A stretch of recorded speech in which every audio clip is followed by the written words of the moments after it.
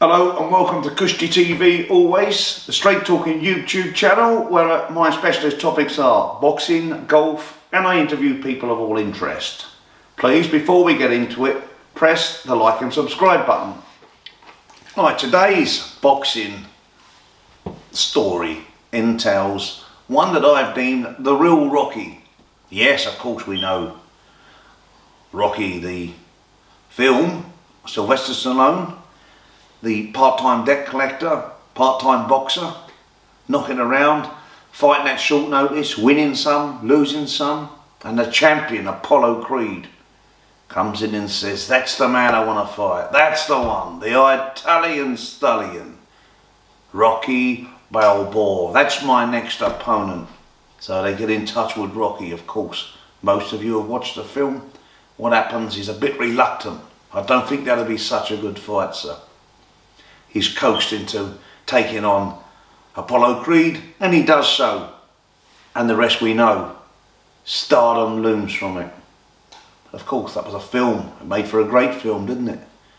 But today I'm going to bring to light somebody that can match that easily in real life. Born in 1968, Steve Robbo Robinson, born in Healy in Cardiff. Starts boxing at the age of 9. Has his first fight at 10. Doing so not too badly, carries on for a few years.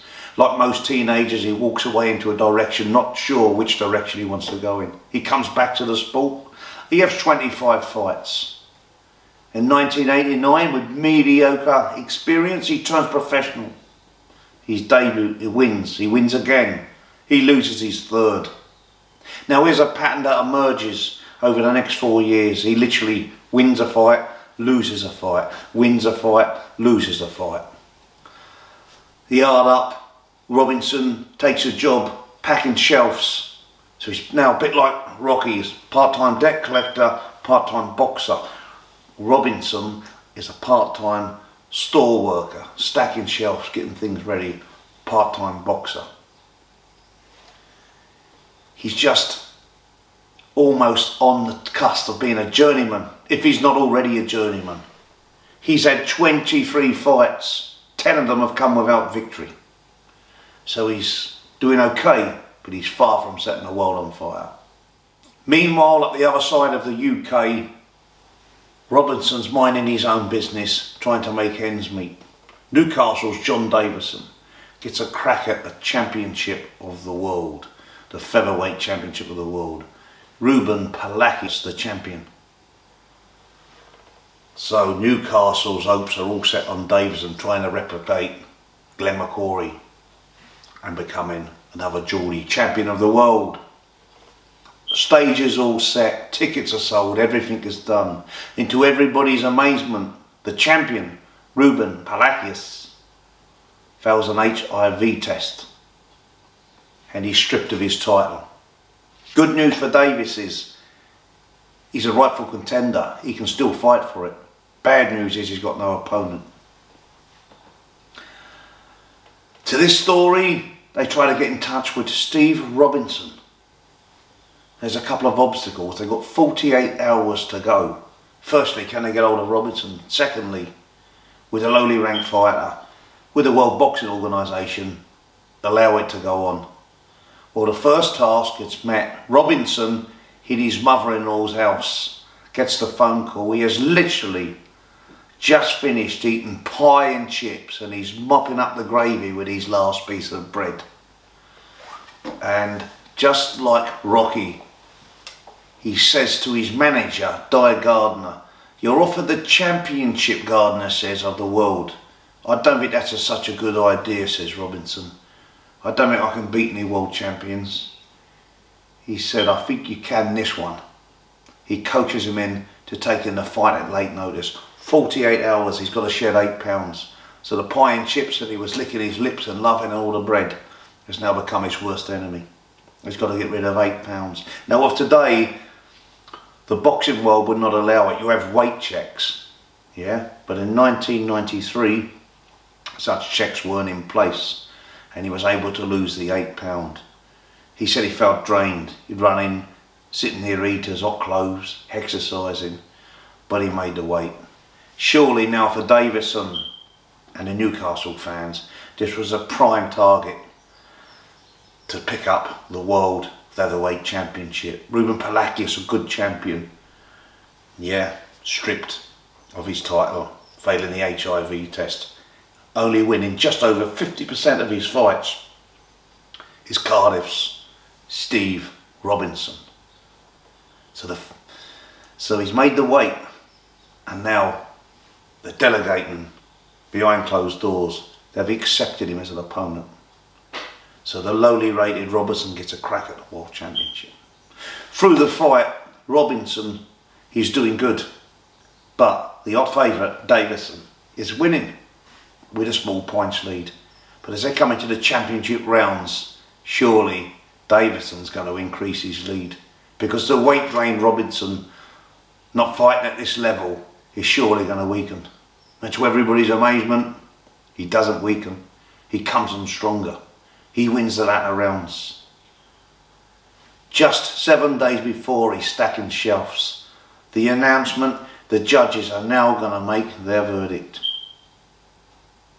And the new WBO featherweight champion of the world, Steve Robbo Robinson. Can you believe it? He's champion of the world. Just like Rocky, in the movie, he goes on, he beats Drago, Creed, Lang, and so on, Gunn, he got success. But surely this lowly ranked Welsh fighter has just had his flash in the pan day. He surely can't hold on to this title, or can he? In his first defence, he takes on Britain's Sean Murphy. The Welshman stops him in 9 rounds to retain his WBO Championship of the World. But stiffer tests lay ahead. He's much the underdog against Britain's Colin McMillan. He's a 5-1 outsider. Surely his run's over, but it's not. He dishes out the goods to Colin McMillan, and to most people's amazement, he retains his WBO Featherweight Championship. So having been the underdog, winning the title, maybe a bit of a 50-50 fight with Murphy, underdog again against McMillan, he's now a big underdog against Liverpool's Paul Odko Hodgson. He won't do it again, will he? They're having a great fight, a fantastic fight, one that's close for fight of the year. It's a brilliant fight, there's nothing in it. Somehow Robinson pulls out a knockout in round 12. The fight could have went either way. Again, to retain his WBO Featherweight Championship of the World. How long can this journey carry on for? In his next defence, stood in his way, was the highly rated Freddie Cruz. But again, Robinson, the story carries on. He does the business. Robinson don't like doing things easy. In his next defence, again, he's a big underdog. He's up against Britain's brilliant 3-weight champion, Duke McKenzie. But who comes up trumps with a 9th round KO? Of course, Steve Robinson. Now we've got to wonder, he loses almost 50% of his fights. He's now champion of the world. He's in his 6th defence. His 6th defence will come against Nicholas Damigella. Again, Robinson would remain victorious on a points win. Pedro Ferrades will be his next challenger. But again, he will become victim of Steve Robinson with a 9th round KO. Is there any stopping this fairy tale story? Can it go on? Well, it took an exceptional fighter to bring this to an halt. It took the great, brilliant Prince Naseem Hamed to stop Robinson's great run and fairy tale story. Robinson put up a brave, gallant effort to the super Prince Naseem Hamed. He got stopped in 8 rounds to lose his title. But what a story. He'd never again fight for a championship of the world. He did again become European champion. But to think back, he's just sitting there eating his pie and chips, mopping up the gravy with his bread. Just like the Rocky film, he's a part-time boxer, part-time shelf stacker for a department store. He's won just over half of his fights, and he gets the phone call. He grabs the ball by both arms, takes it, goes out there, becomes champion of the world.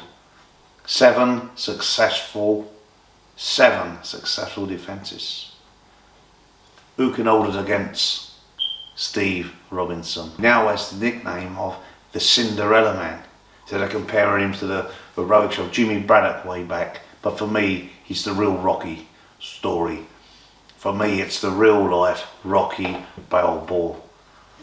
The lowly rank fighter gets the shot out of the blue and he takes it. Now, I haven't had the privilege of meeting Steve Robinson, but I'm told he's a wonderful man. There's been a book written on him, but I can't wait to see the real Rocky film. Surely somewhere out there's got to be a film on this man. I hope you've enjoyed the story.